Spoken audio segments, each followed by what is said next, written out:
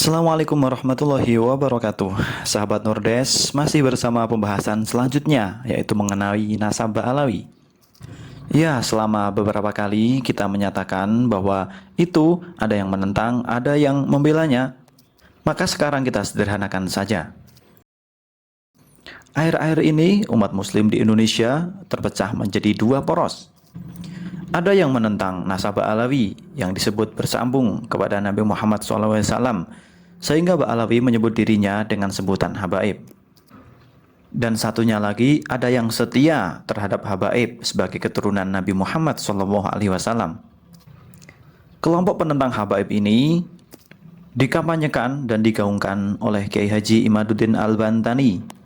Sementara di samping itu masih banyak kelompok lagi yang mendukung klan Ba'alawi dan membantah tesis yang dikeluarkan oleh Kiai Haji Imaduddin Al-Bantani. Adanya isu ini yang semakin meluas secara tidak langsung memperlihatkan terjadinya perpecahan di antara sesama. Bahkan perpecahan ini sudah merambah ke pelosok-pelosok yang sesungguhnya mereka sangat bangga terhadap muslim dan bangga juga terhadap habaib. Maka yang harus kita raih di tengah-tengah perpecahan ini, sangat penting dihadirkannya problem solving atau solusi masalah yang baik agar tidak terus berlarut-larut hanya membahas mengenai nasab dan tidak memikirkan keadaan umat ke depannya. Alasan pertama, perdebatan soal nasab itu sebenarnya tidak terlalu penting dihadirkan di era sekarang ini yang zaman semakin maju dan di era milenial. Semestinya diskusi yang sangat penting dihadirkan adalah seputar masa depan bangsa dihadapkan dengan kemajuan teknologi, bukan bagaimana sikap bangsa dihadapkan dengan nasab Ba'alawi atau nasab lainnya. Jika perdebatan nasab ini selalu disuguhkan, maka perpecahan di antara umat muslim, terlebih di kalangan NU, akan semakin melebar. Padahal Islam sendiri tidak menyukai perpecahan terjadi. Kita bisa bayangkan saja mengapa dunia barat cenderung lebih maju dibandingkan negara Indonesia ini, karena mereka lebih fokus melihat peluang kemajuan di masa mendatang. Sehingga hasil penelitian itu dapat diterima oleh seluruh penduduk di penjuru dunia. Jika kalian pernah menyimak mengenai kehadiran Elon Musk di Indonesia, saat-saat pidatonya dia bahkan menyampaikan tentang alien, yang mana hal tersebut tidak pernah terpikirkan oleh Indonesia dan hanya menjadi cerita fiktif belaka.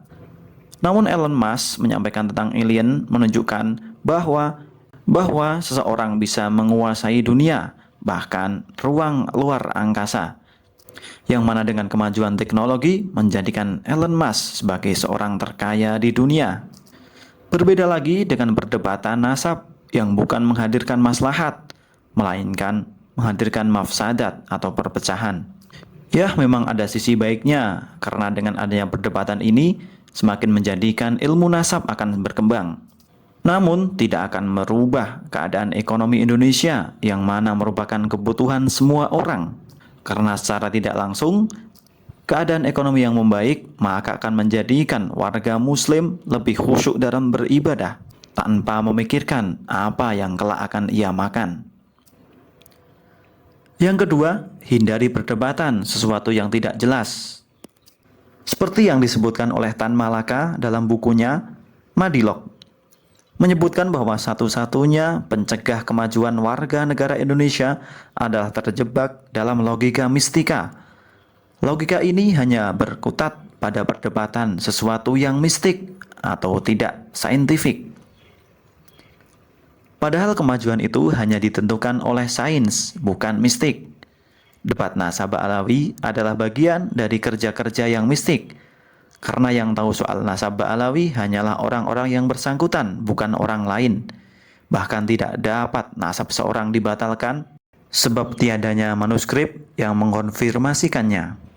Jadi alasan yang kedua ini menyatakan bahwa yang harus berkecimpung dalam masalah ini hanya kaum Ba'alawi yang dipelopori oleh Robitoh Alawiyah dan klan Wali Songo atau orang-orang yang menekuni di dalamnya. Sedangkan orang-orang yang tidak tahu menahu mengenai hal ini tidak usah ikut campur, baik berkomentar, menghujat, atau lain sebagainya. Alasan ketiga yaitu kemuliaan seseorang tidak cukup ditentukan oleh nasabnya saja. Makanya tidak perlu mempersoalkan nasab seseorang. Kemuliaan seseorang di sisi Allah hanyalah ditentukan oleh kualitas amal ibadahnya dan siapa yang paling bertakwa. Siapapun, Ba'alawi atau bukan, jika bertakwa kepada Allah, maka takwa itu akan membawa mereka pada tingkatan kemuliaan. Jadi, debat nasab dirasa tidak perlu. Sebaiknya dihentikan saja. Misalkan mau diteruskan, maka cukup diteruskan oleh orang-orang yang berkecimpung di dalamnya. Alasan yang terakhir, yang paling penting diperhatikan daripada debat nasab, yaitu menjaga persaudaraan. Sebagaimana dijelaskan di awal bahwa debat nasab telah memecah belah umat Islam. Padahal semua manusia tanpa terkecuali saling bersaudara. Mereka memiliki ikatan persaudaraan antar sesama manusia.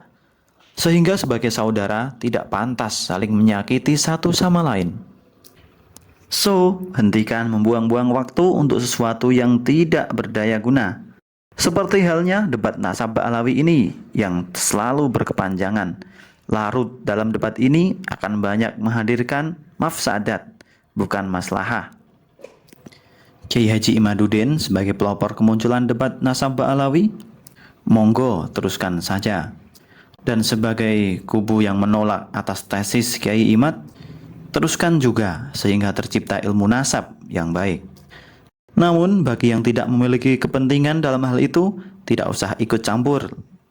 Lebih baik fokus pada tujuan bangsa Indonesia ini, yaitu memakmurkan secara bersama. Ekonomi maju, ibadah lancar, hidup secara harmonis antar umat beragama. Sekian yang dapat disampaikan oleh Nurdes Media, semoga bermanfaat. Billahi taufik wal hidayah. Assalamualaikum warahmatullahi wabarakatuh.